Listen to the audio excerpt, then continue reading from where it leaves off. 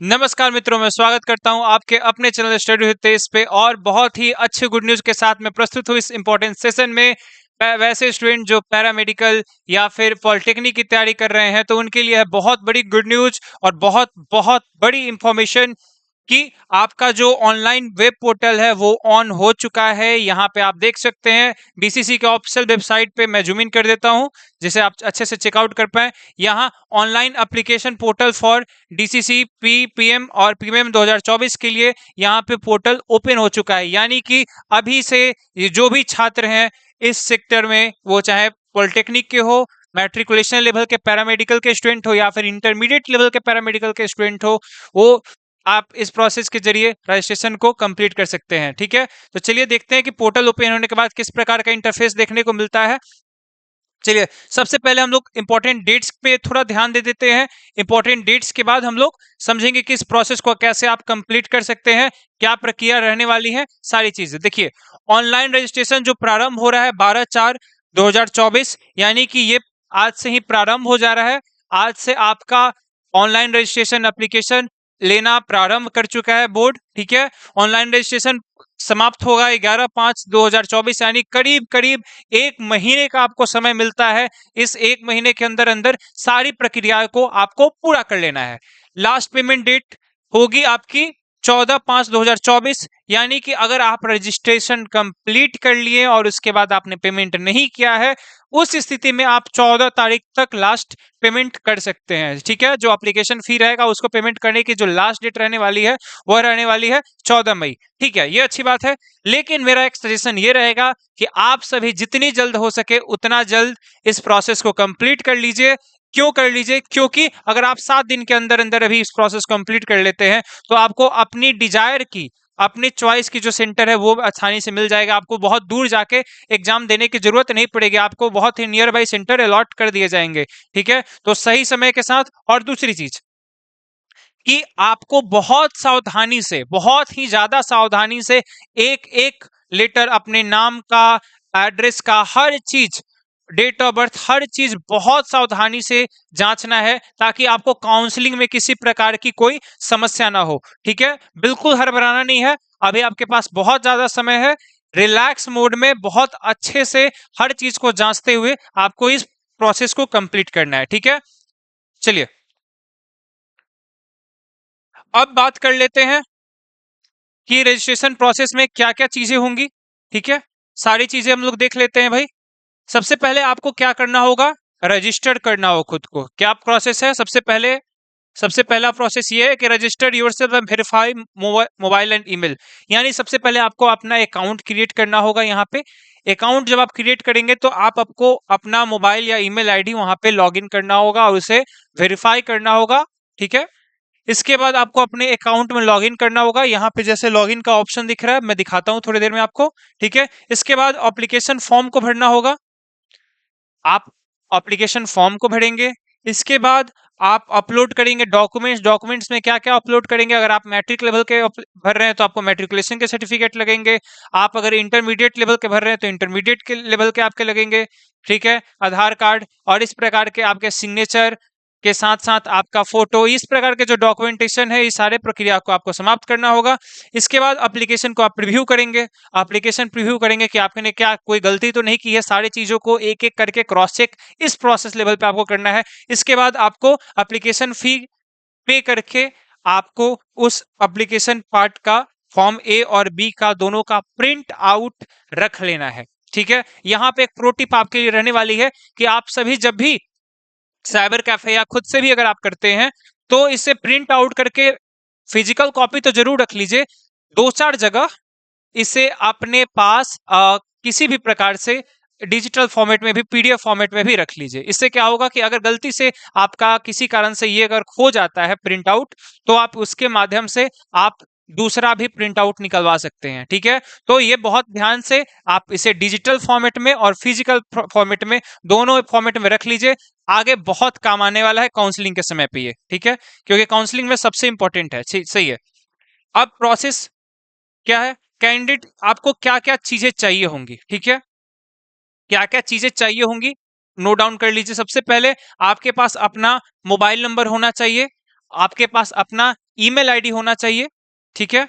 Scanned और soft copy होना चाहिए, यानी कि पीडीएफ फॉर्मेट का स्कैन कॉपी होना चाहिए पासपोर्ट साइज फोटो का, जिसकी जो साइज होनी चाहिए 100 केबी से कम होनी चाहिए।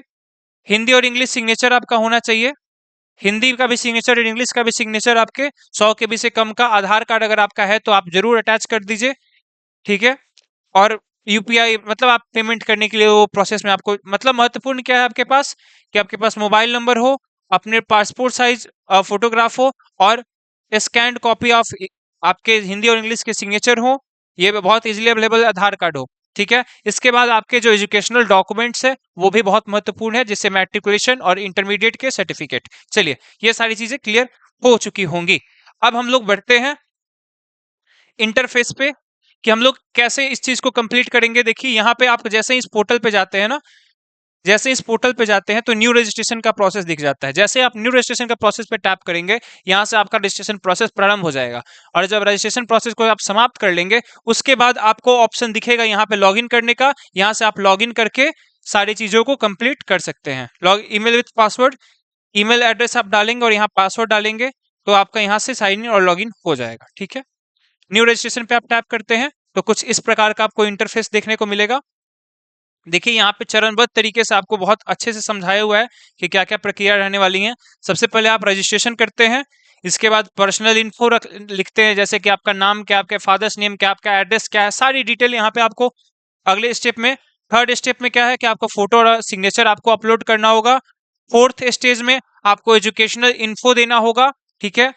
और सर्टिफिकेशन के लिए आपको कभी भी इसका सबसे अच्छा तरीका होता है कि आप अपने सर्टिफिकेट को सामने रखें, ठीक है, सर्टिफिकेट को, और उससे ही रोल नंबर सारी डिटेल्स को फिल आउट करें, ठीक है।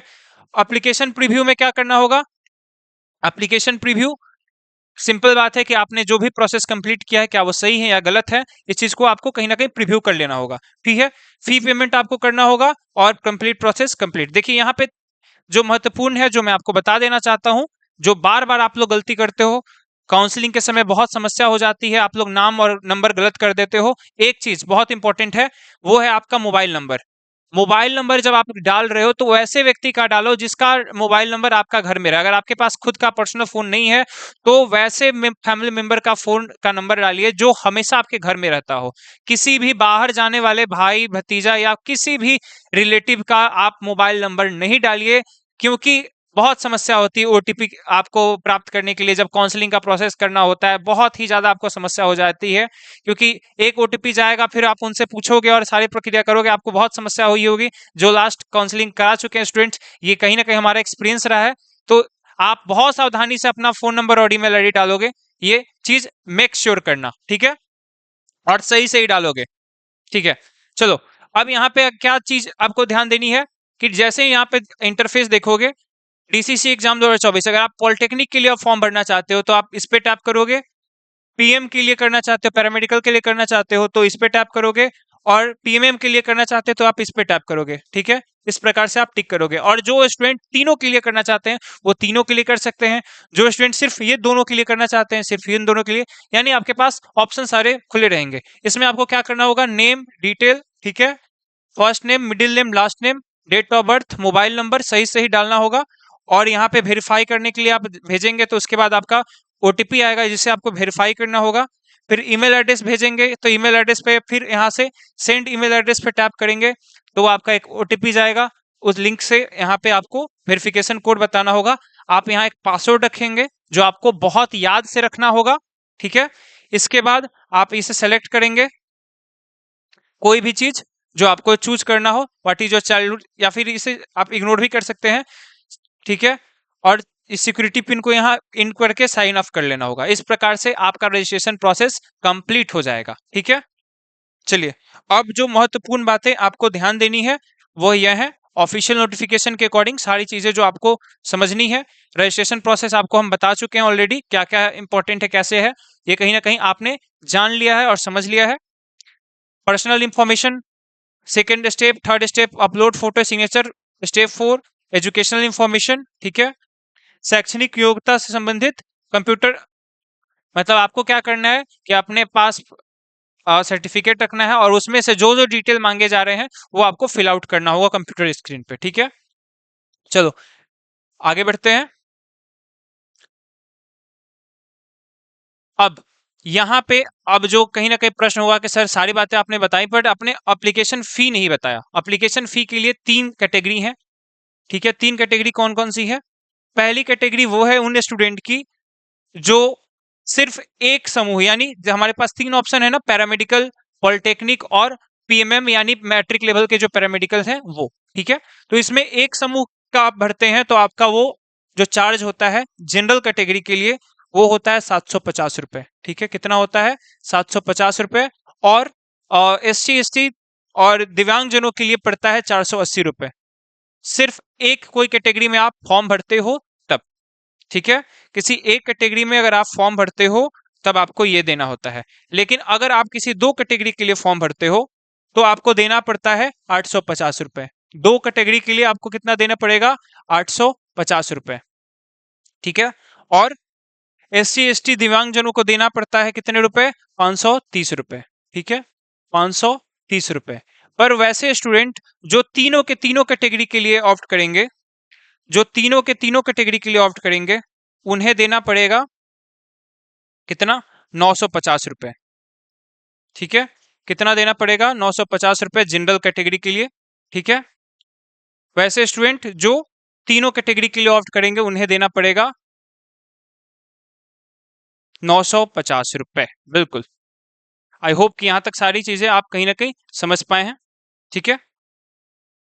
और जो स्टूडेंट SC ST दिव्यांगजन कैटेगरी से आते हैं भाई, इनके लिए 630 रुपए तीनों सब्जेक्ट के लिए रहेंगे, तीनों कोर्स के लिए रहेंगे। यानी सिंपल सी बात है, अगर आप किसी एक सेगमेंट को सेलेक्ट करते हैं, या तो पैरामेडिकल, पॉलिटेक्निक, तो आपको देने होंगे कितने? 750 रुपए। 2 के लिए 850 रुपए और 3 के लिए 950 रुपए।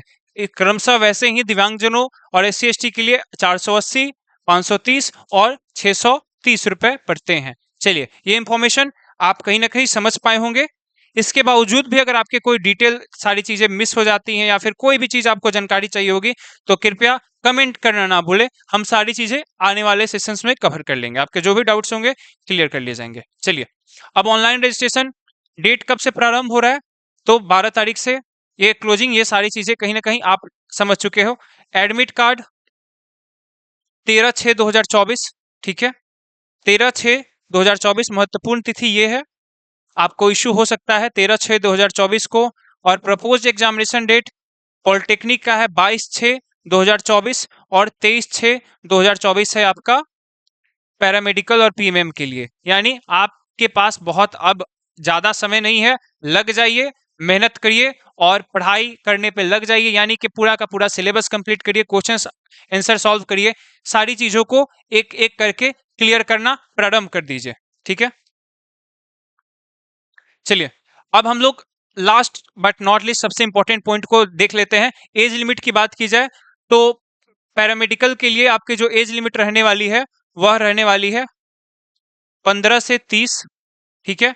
पीएमएम के लिए और पीएमएम, ठीक है। पीएमएम और पैरामेडिकल के लिए, सॉरी, पॉलिटेक्निक के लिए आपको ये एज लिमिट देखने को मिल जाएगी। वही पैरामेडिकल के लिए आपको देखने को क्या मिलेगा? न्यूनतम 17 और मैक्सिमम 35, ठीक है। कैटेगरी के हिसाब से 35 आपकी अधिकतम आयु हो सकती है, इससे ज्यादा आपको आयु सीमा देखने को नहीं मिलेगा, ठीक है। और पॉलिटेक्निक के लिए कोई न्यूनतम आयु नहीं है और कोई अधिकतम आयु नहीं है। चलिए, आई होप कि सारी की सारी डिटेल जो आपको चाहिए थी, सारी जो आपके डाउट्स थे कहीं ना कहीं सेशन में क्लियर कर लिए गए हैं। इसके बावजूद भी कोई डाउट रह जाता है तो कमेंट करना ना भूलें और चैनल को सब्सक्राइब कीजिए अगर चैनल पे नए हैं, क्योंकि हम लोग बहुत अच्छे इंपॉर्टेंट आपको जानकारी देते रहते हैं। और कहीं ना कहीं आने वाले टाइम में आपको मैराथन क्लासेस भी देखने को मिलने वाले हैं, तो चैनल से जुड़ जाइए, आपको बहुत ही ज्यादा लाभ होने वाला है। चलिए, मिलते हैं अगले सेशन में, तब तक के लिए टेक केयर, धन्यवाद।